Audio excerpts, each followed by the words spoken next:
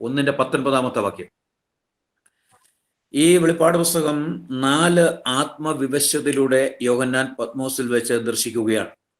ഒന്നാമത്തെ ആത്മവിവശത 1-ാം അധ്യായത്തിന്റെ 10-ാമത്തെ വാക്യത്തിൽ. അവിടെ പ്രധാനമായി രണ്ട് വിഷയങ്ങളാണ് ദർശിക്കുന്നത്. യേശുക്രിസ്തുവിന്റെ ആളത്വത്തിന്റെ ശ്രേഷ്ഠത. മറ്റൊന്ന്, ഏഷ്യ മൈനറിൽ അന്നുണ്ടായിരുന്ന 7 സഭകളുടെ അവസ്ഥ, സഭകളുടെ ദൂത്. രണ്ടാമത്തെ ആത്മവിവശത 4-ാം അധ്യായത്തിന്റെ 2-ാമത്തെ വാക്യം മുതലാണ്. സിംഹാസനസ്ഥനായ വലിയവനായ ദൈവം, ആ വലിയവനായ ദൈവത്തിന്റെ ആളത്വത്തിന്റെ മനോഹാരിതയുടെ ദർശനം.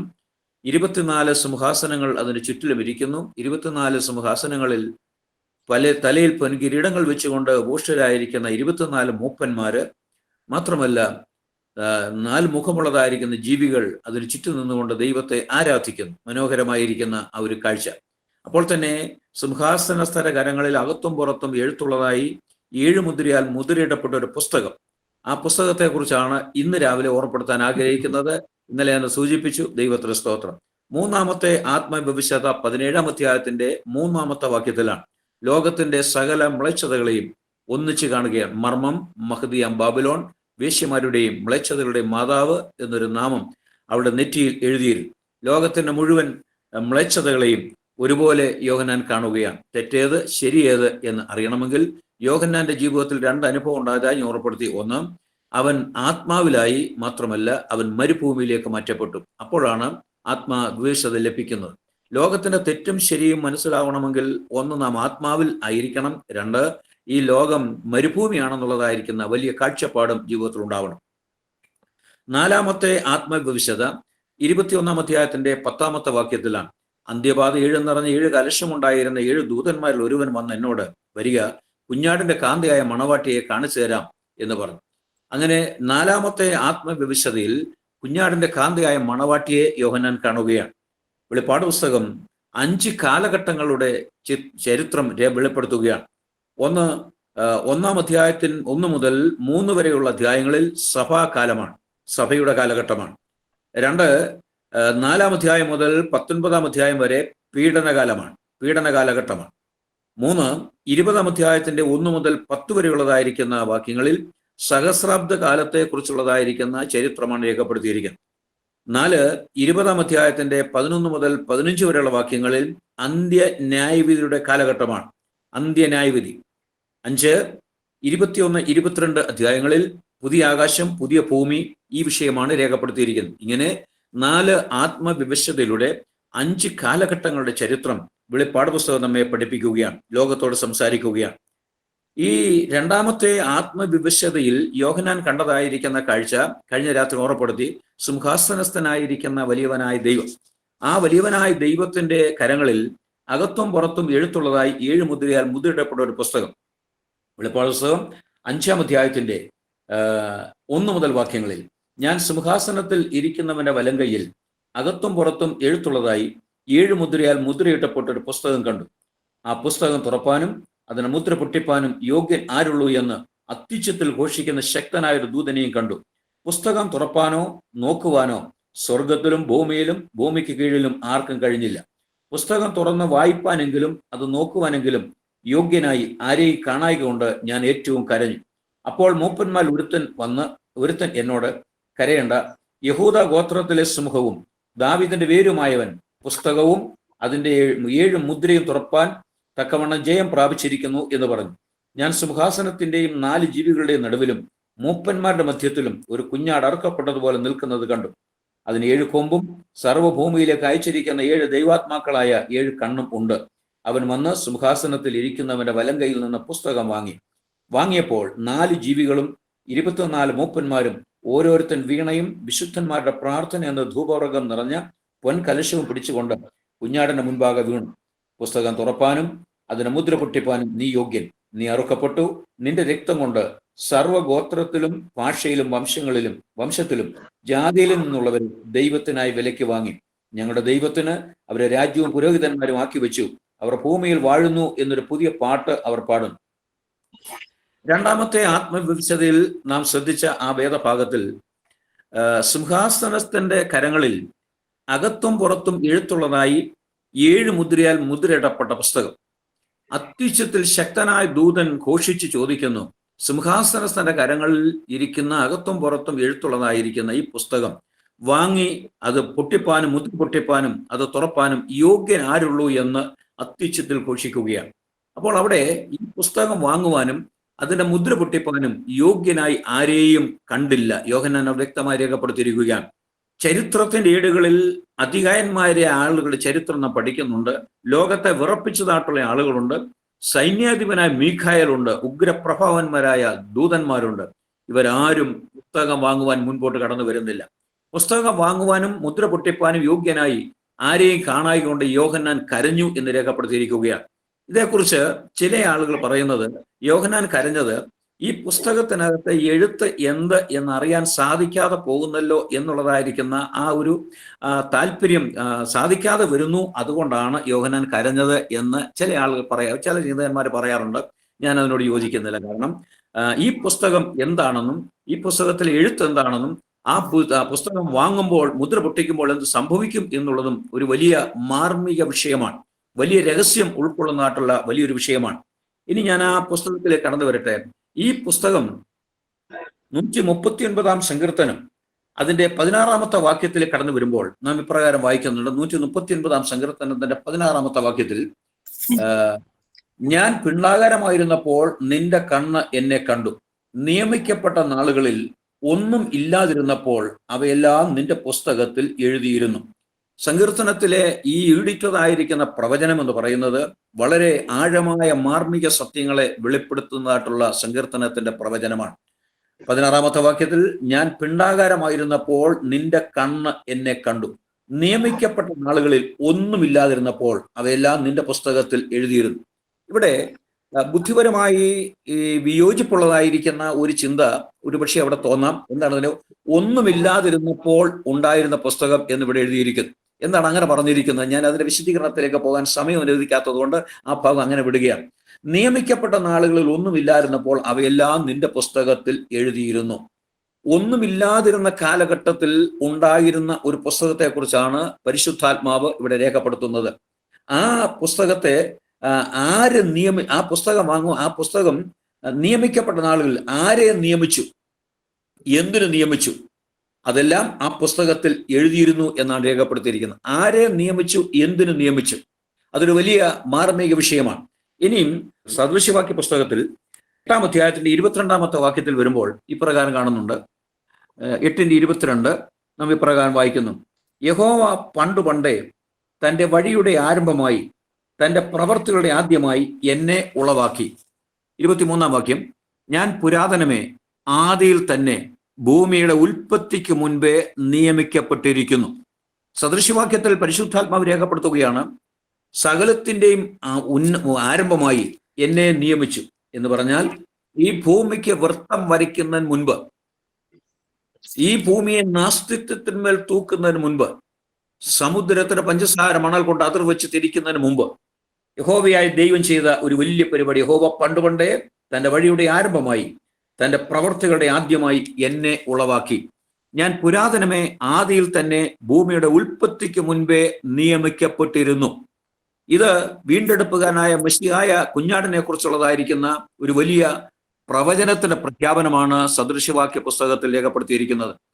ഞാൻ പുരാതനമേ ആദിയിൽ തന്നെ ഭൂമിയുടെ ഉൽപ്പത്തിക്ക് മുൻപേ നിയമിക്കപ്പെട്ടിരിക്കുന്നു. നമ്മളിപ്പോ 2 മാസം കൂടെ കഴിയുമ്പോൾ ക്രിസ്മസിന്റെ കാലഘട്ടത്തിലേക്ക് വരികയാണ്. അപ്പോൾ എല്ലാ പള്ളികളിലും കരോൾ സർവീസിനോടനുബന്ധിച്ച് വായിക്കുന്ന വേദഭാഗങ്ങൾ ഒന്നാണ് മീഖാ പ്രവാചകന്റെ പുസ്തകം.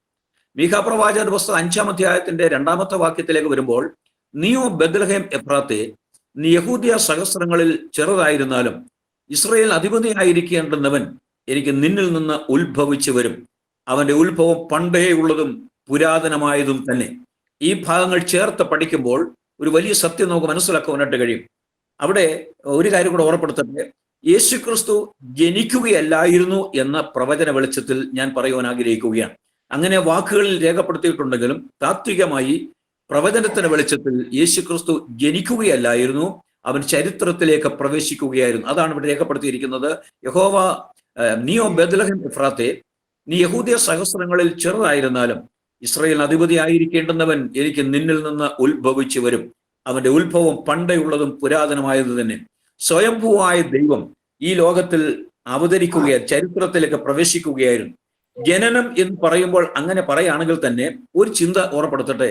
ജനനമില്ലാത്തവൻ ജനിച്ചപ്പോൾ ജനനത്തിന്റെ മഹത്വം ലോകം ദർശിക്കുകയായിരുന്നു. ആവർത്തിക്കട്ടെ, ജനനമില്ലാത്തവൻ ജനിച്ചപ്പോൾ ജനനത്തിന്റെ മഹത്വം ലോകം ദർശിക്കുകയായിരുന്നു. അട്ടെ, യേശുക്രിസ്തു ചരിത്രത്തിലേക്ക് പ്രവേശിക്കുന്നത് വീണ്ടും ഞാൻ പുരാതനമേ ആദിയിൽ തന്നെ ഭൂമിയുടെ ഉൽപ്പത്തിക്ക് മുൻപേ നിയമിക്കപ്പെട്ടിരുന്നു.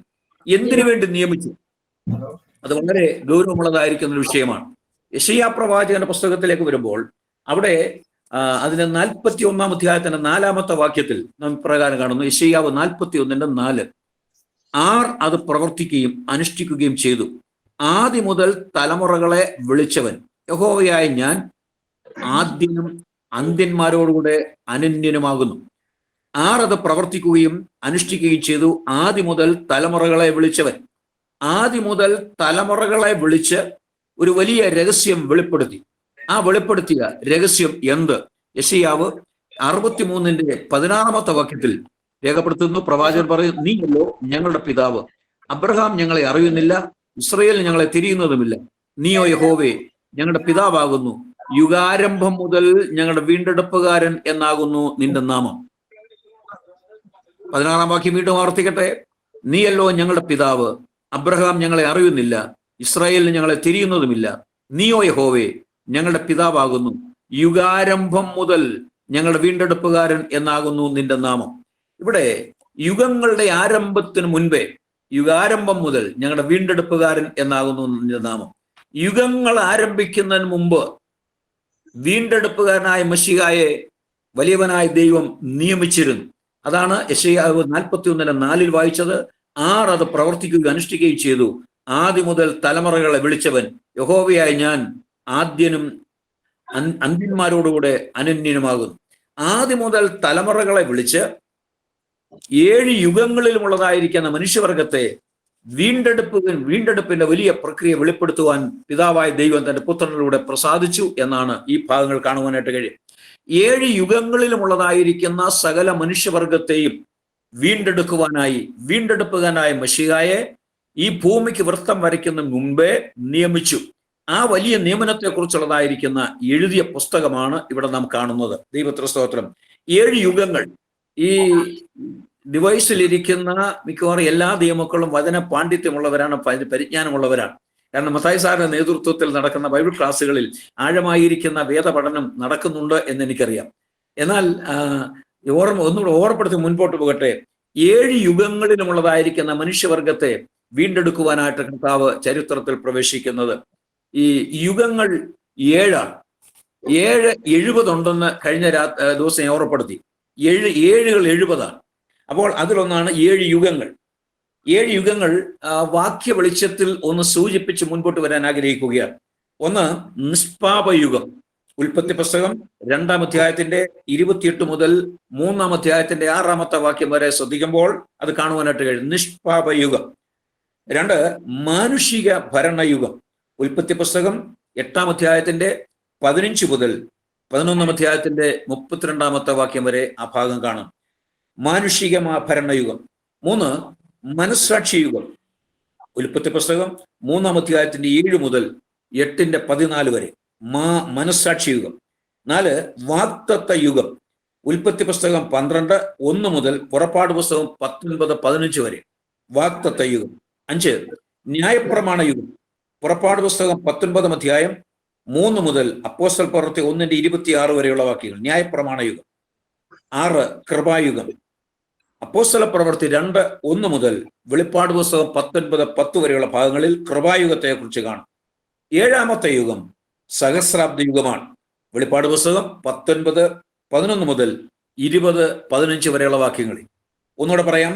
നിഷ്പാപയുഗം, മാനുഷിക ഭരണയുഗം, മനസ്സാക്ഷി യുഗം, വാഗ്ദത്ത യുഗം, ന്യായപ്രമാണ യുഗം, കൃപായുഗം, സഹസ്രാബ്ദ യുഗം. ദൈവമക്കളെ, 6-ാമത്തെ യുഗമായിരിക്കുന്ന കൃപായുഗത്തിലാണ് ഇന്ന് ഞാനും നിങ്ങളും ജീവിക്കുന്നത്. അതിനായി നമുക്ക് ദൈവത്തിന് സ്തോത്രം ചെയ്യാം. അടുത്തത് സഹസ്രാബ്ദ യുഗത്തിലേക്ക് പ്രവേശിക്കാൻ ഒരുങ്ങിക്കൊണ്ടിരിക്കുകയാണ്. സഹസ്രാബ്ദ യുഗം 1000 ആണ്ട് വാഴ്ചയെക്കുറിച്ചുള്ളതായിരിക്കുന്ന വലിയ സത്യം വെളിപ്പെടുത്തുകയാണ്. ദൈവത്തിന് സ്തോത്രം. അപ്പോൾ ഈ 7 യുഗങ്ങളിലുമുള്ളതായിരിക്കുന്ന സകല മനുഷ്യവർഗത്തെയും വീണ്ടെടുക്കുവാനായി വലിയവനായ കർത്താവ് തന്റെ പുത്രനെ ഭൂമിയുടെ ഉൽപ്പത്തിക്ക് മുൻപേ നിയമിച്ചാക്കിയിരുന്നു. ഈ നിയമിച്ചതായിട്ടുള്ള വീണ്ടെടുപ്പുകാരനായ മെശിഹ തലമുറകളെ വിളിച്ചു. അത് പ്രവർത്തിക്കുകയും അനുഷ്ഠിക്കുകയും ചെയ്തു. ആദ്യം മുതൽ തലമുറകളെ വിളിച്ചവൻ എന്ന് നാം വായിച്ചല്ലോ. ദൈവത്തിന് സ്തോത്രം. തലമുറകളെ വിളിച്ച് വീണ്ടെടുപ്പ് വെളിപ്പെടുത്തിക്കൊണ്ടേയിരുന്നു. ദൈവത്തിന് സ്തോത്രം. ഈ തലമുറകളെ വിളിച്ച് വീണ്ടെടുപ്പ് വെളിപ്പെടുത്തിയ തലമുറകൾ നമ്പറിട്ടേ പറയാം: 7, 10, 20, 26, 62.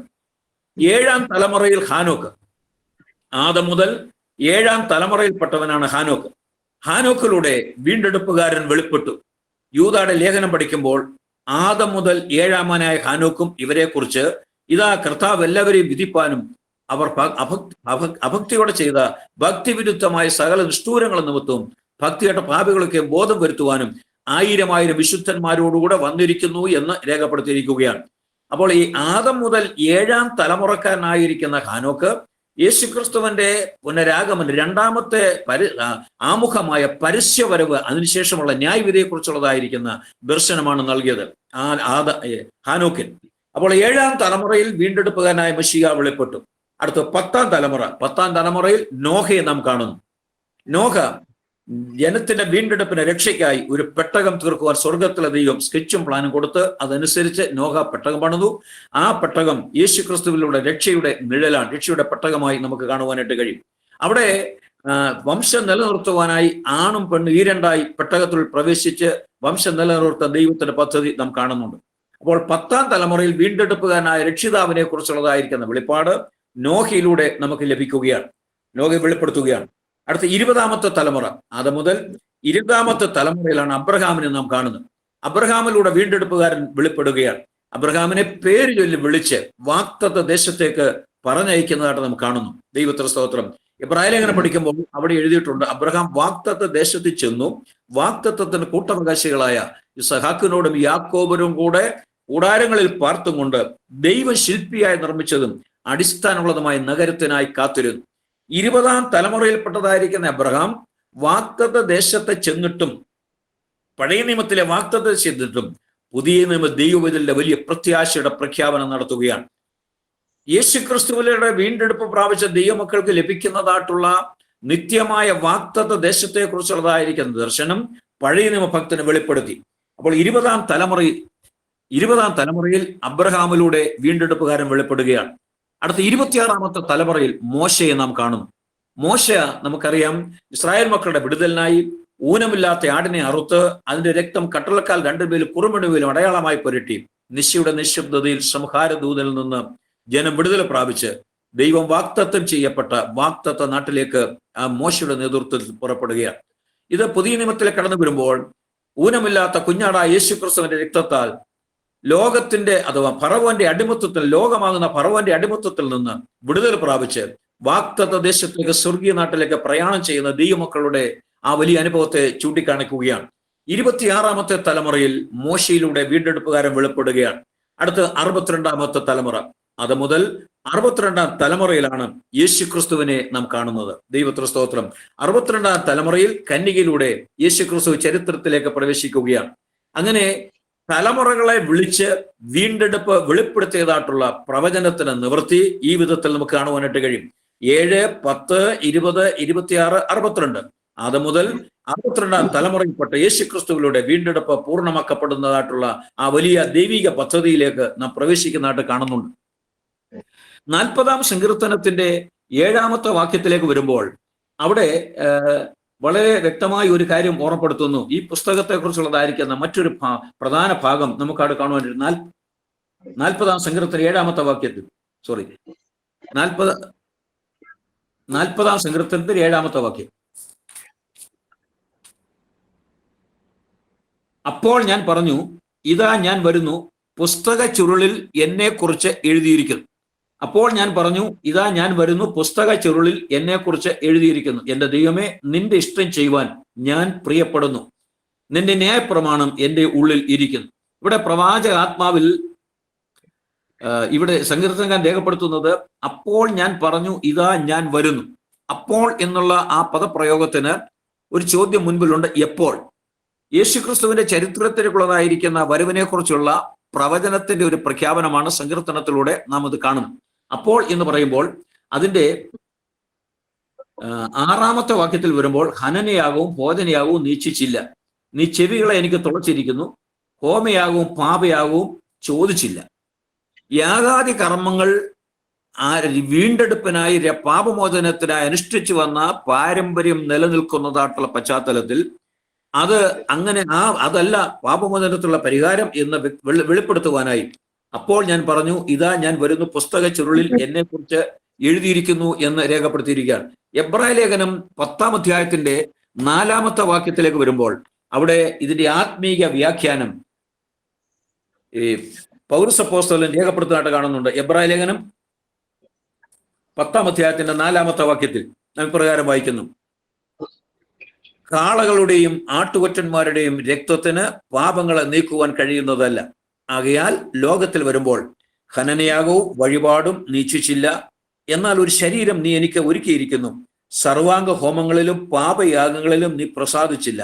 അപ്പോൾ ഞാൻ പറഞ്ഞു ഇതാ ഞാൻ വരുന്നു, പുസ്തക ചുരുളിൽ എന്നെ കുറിച്ച് എഴുതിയിരിക്കുന്നു, ദൈവമേ നിന്റെ ഇഷ്ടം ചെയ്യുവാൻ ഞാൻ വരുന്നു എന്ന് അവൻ പറയുന്നു. പുസ്തക ചുരുളിൽ എഴുതിയ എഴുത്തിന്റെ നിവൃത്തീകരണത്തിനായി പൂർത്തീകരണത്തിനായി യേശുക്രിസ്തു കന്യകയുടെ ചരിത്രത്തിലേക്ക് പ്രവേശിക്കുകയാണ്. എന്ന് പറഞ്ഞാൽ ഈ യേശുക്രിസ്തു ചരിത്രത്തിലേക്ക് വരുന്നത് വരെ വീണ്ടെടുപ്പിനായി, മനുഷ്യവർഗത്തിന്റെ പാപപരിഹാരത്തിനായി, രക്ഷയ്ക്കായി ആചാരങ്ങളും അനുഷ്ഠാനങ്ങളും കർമ്മങ്ങളും വിശ്വാസ പാരമ്പര്യങ്ങളും ഒക്കെ അനുഷ്ഠിച്ചു വന്ന ഒരു വലിയ പാരമ്പര്യം നിൽക്കുമ്പോൾ യേശുക്രിസ്തു ചരിത്രത്തിലേക്ക് വരുന്നു. ഈ യാഗങ്ങൾ കൊണ്ടും ആരാധന കൊണ്ടും ഈ കർമ്മങ്ങൾ കൊണ്ടും പാപമോചനം സാധ്യമല്ല എന്ന് പ്രഖ്യാപിക്കുകയാണ്. അതിന്റെ എബ്രായ ലേഖനം 10-ന്റെ 8-ാമത്തെ വാക്യത്തിലേക്ക് വരുമ്പോൾ, ന്യായപ്രമാണപ്രകാരം കഴിച്ചു വരുന്ന ഈ യാഗങ്ങളും വഴിപാടും സർവാംഗ ഹോമങ്ങളും പാപയാഗങ്ങളും നീ ഇച്ഛിച്ചില്ല, അവയിൽ പ്രസാദിച്ചതുമില്ല എന്നിങ്ങനെ പറഞ്ഞ ശേഷം ഇതാ ഞാൻ നിന്റെ ഇഷ്ടം ചെയ്യുവാൻ വരുന്നു എന്ന് പറഞ്ഞുകൊണ്ട് അവൻ രണ്ടാമത്തതിനെ സ്ഥാപിപ്പാൻ ഒന്നാമത്തതിനെ നീക്കിക്കളയുന്നു. രണ്ടാമത്തതിനെ സ്ഥാപിപ്പാൻ ഒന്നാമത്തെ നീക്കിക്കളയും. ഇവിടെ മനുഷ്യൻ തന്റെ വീണ്ടെടുപ്പിനായി ആചാരാനുഷ്ഠാനങ്ങൾ, യാഗാദി കർമ്മങ്ങളൊക്കെ നടത്തിക്കൊണ്ട് വരുമ്പോൾ അതുകൊണ്ട് സാധ്യമല്ല വീണ്ടെടുപ്പ് എന്ന് ഉറക്കെ പ്രഖ്യാപിക്കുകയാണ്.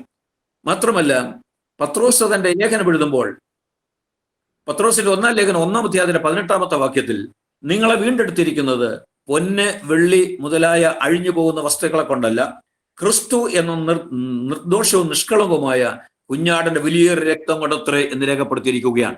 നിങ്ങളെ വീണ്ടെടുത്തിരിക്കുന്നത് പൊന്ന് വെള്ളി മുതലായ അഴിഞ്ഞു പോകുന്ന വസ്തുക്കളെ കൊണ്ടല്ല, ക്രിസ്തു എന്ന നിർദോഷവും നിഷ്കളങ്കവുമായ കുഞ്ഞാടിന്റെ വലിയൊരു രക്തം കൊണ്ടത്രേ എന്ന് രേഖപ്പെടുത്തുകയാണ്.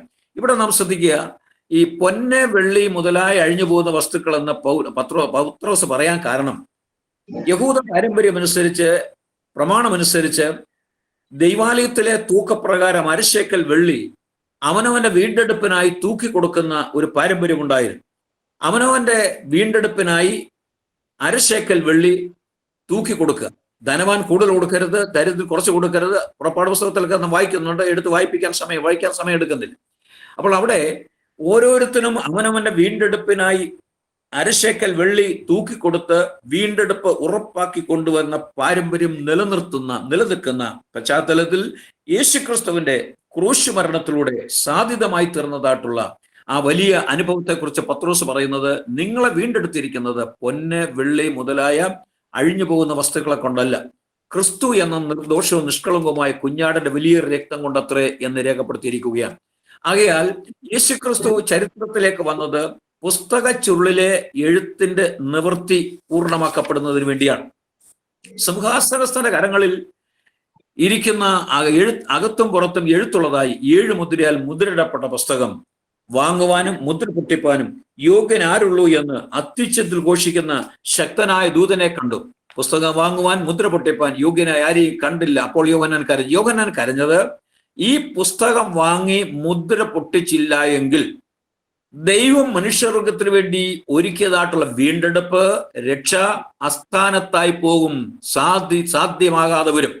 അത് മനസ്സിലാക്കിക്കൊണ്ടാണ് യോഹന്നാൻ കരയുന്നത്.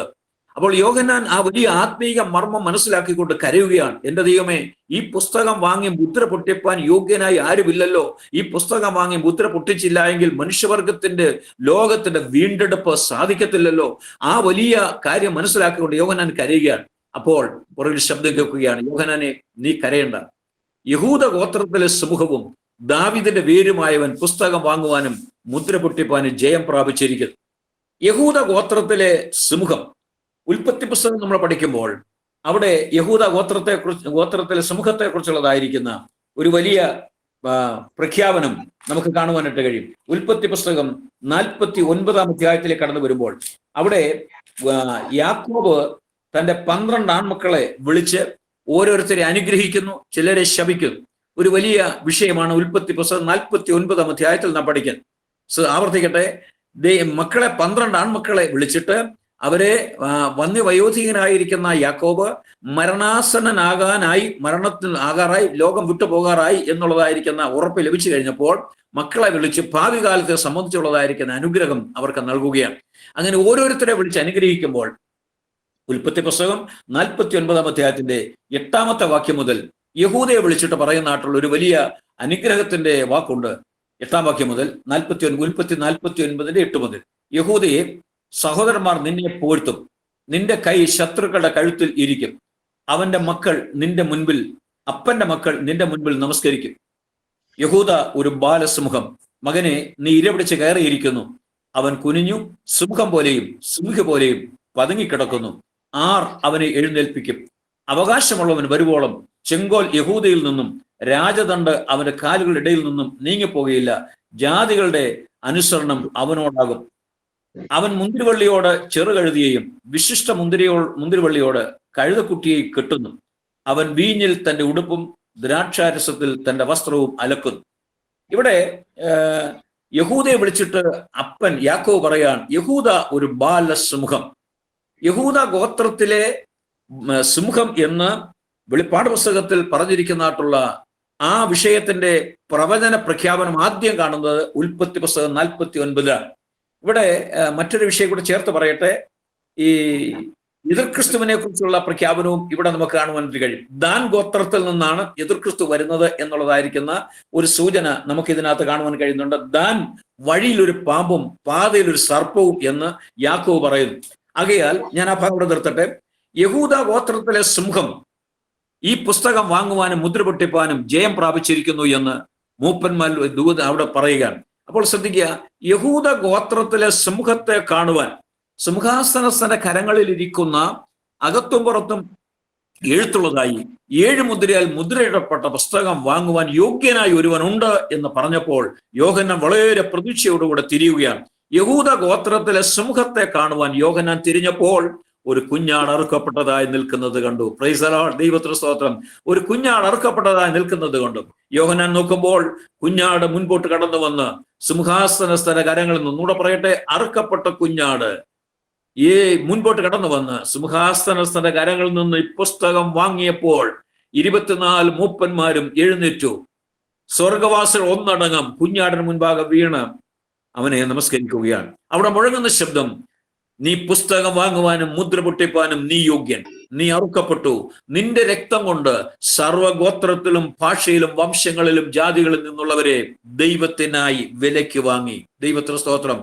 ഈ കുഞ്ഞാട് കാൽവറിയിൽ പരമയാഗമായി തീർന്നതുകൊണ്ട് 7 യുഗങ്ങളിലുമുള്ളതായിരിക്കുന്ന തലമുറകളിലൂടെ കുഞ്ഞാട് വെളിപ്പെട്ട് 62-ാം തലമുറയിൽ കന്യകയിലൂടെ കാലാതീതനായി അനന്തതയുടെ അവതാരമായി അനശ്വരനായി ദൈവം ചരിത്രത്തിൽ പാദം ചവിട്ടി.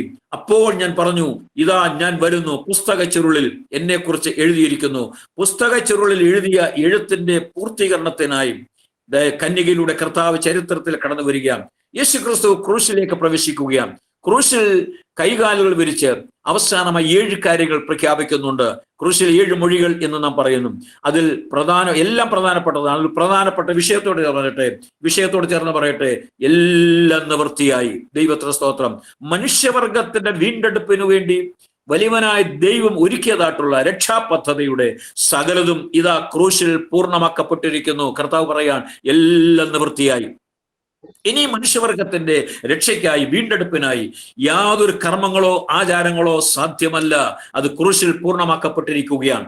ക്രൂശിലെ പരമയാഗത്തിലൂടെ അതിനുശേഷം സകല മനുഷ്യവർഗത്തെയും വീണ്ടെടുപ്പാനായി, അവരെ രക്ഷയുടെ പൂർത്തീകരണത്തിലേക്ക് നയിക്കുവാനായി യേശു ക്രിസ്തുവിനെ തന്റെ രക്ഷിതാവും കർത്താവുമായി അംഗീകരിക്കുക എന്നുള്ളതായിരിക്കുന്ന ഏക മാർഗം മാത്രമേ ഉള്ളൂ. അതുകൊണ്ട് ശ്രദ്ധിക്കുക, യേശു ക്രിസ്തുവിൽ ക്രൂശിൽ ചൊരിയപ്പെട്ടതായിരിക്കുന്ന തന്റെ വലിയൊരു രക്തത്താൽ എന്നെ വീണ്ടെടുത്തു, എനിക്കൊരു പാപമോചനം തന്നു, ഞാൻ ദൈവമയിലായി തീർന്നു എന്നുള്ള ഉറപ്പോടുകൂടെ ആത്മീക ജീവിതത്തിന്റെ അർത്ഥവത്തായ തലങ്ങളിലൂടെ അനുഗ്രഹീതരായി ജീവിതയാത്ര മുൻപോട്ട് നയിക്കുവാൻ കർത്താവിന്റെ കരങ്ങളിൽ നമ്മെ തന്നെ സമർപ്പിക്കാം. ദൈവത്തിനെ കേട്ട എല്ലാവർക്കായി ദൈവത്തിന് സ്തോത്രം ചെയ്യുന്നു. ഇത്രത്തോളം ശ്രദ്ധിച്ച എല്ലാ ദൈവമക്കൾക്കായി ദൈവത്തിന് സ്തോത്രം ചെയ്യാൻ കാൽവറിയിൽ മനുഷ്യവർഗത്തിന് വേണ്ടി കുരലിറക്കപ്പെട്ട കുഞ്ഞാടിന്റെ വലിയ രക്തത്താൽ വീണ്ടെടുപ്പ് പ്രാപിച്ച് അനുഗ്രഹിക്കപ്പെട്ട ദൈവബദലായി നിത്യന്റെ അവകാശം പ്രാപിക്കുവാൻ കർത്താവെ എനിക്കും കൃപ തരണമേ എന്ന് നമുക്ക് ആത്മാർത്ഥത്തോടെ പ്രാർത്ഥിക്കാം. ദൈവത്തിന്റെ കരങ്ങളിൽ നമ്മെ തന്നെ സമർപ്പിക്കാം. ദൈവത്തിന്റെ പരിശുദ്ധാത്മാവ് നമ്മെ അനുഗ്രഹിക്കുമാറാകട്ടെ. ആമേൻ.